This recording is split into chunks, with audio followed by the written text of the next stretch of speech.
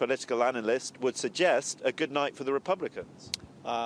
So far, so good. I think the night is young. I think today is all about a referendum against Joe Biden, President Biden, and his policies. I think Americans, as you know here, vote every 2 years to cast their vote and voice their opinion with regard to their government. And if they're not liking their government, if they're not having more money in their pocket, if they're not being able to afford food for their families or afford gas for their cars or homes to house themselves, they're not happy with their government right now. So it's not a good night for the Democrats. But the ruling party does always tend to get a bit of a kicking in the midterms. Is there anything different this time? I think, again, it failed policies, and I think it failed economy. I think the question is, yes, it's going to be a red night, but the question is, how big of a night is it going to be for the Republicans? I think that's the bigger question. I think at the end of the day, that building that's behind us, that Capitol, is the people's house, and the power shift is going to occur tonight. The question is, how much is it going to shift? Is it going to be just the House of Representatives? Is it going to be both the Senate and the House? I think we're going to find out, but there's some very good races around the country that have yet to be called, so we have to keep watching those exit polls, keep listening, and of course, at the end of the day, determine what the voice of the people want with regard to their government. I think the message tonight, after it's all said and done, the American people want a balanced government that is going to serve them versus a political party.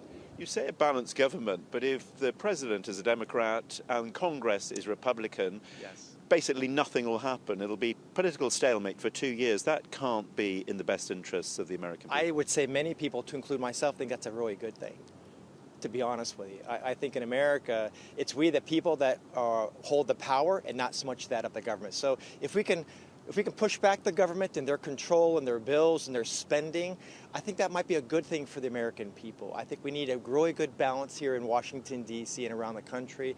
And I think tonight the message, the end result, is going to be a balanced government, whereas they are forced to work with each other on good policies and on good bills that will serve the American people.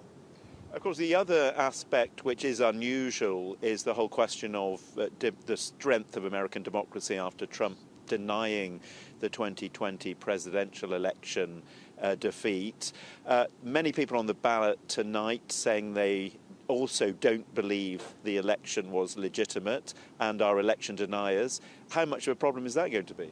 I think we are concerned with regard to the election integrity here in America, but I think it's different this cycle, 2022 versus 2020. And what I mean by that is that we've learned more. I think we've also had ongoing lawsuits and litigation with regard to voter integrity in various states. And I think that's something that's very important. Again, we are a country of law and order. And if we cannot trust the system, if we cannot trust our process, then we really do not have a government, and nor do we have a country. So I think voter integrity is an important piece to watch, and I think we're not going to be surprised tonight, as we were perhaps in 2020, with a lot of silliness, I would say, that was going on back in 2020. Rob Arlett, thank you very much indeed. We'll have to leave it there. We'll be back.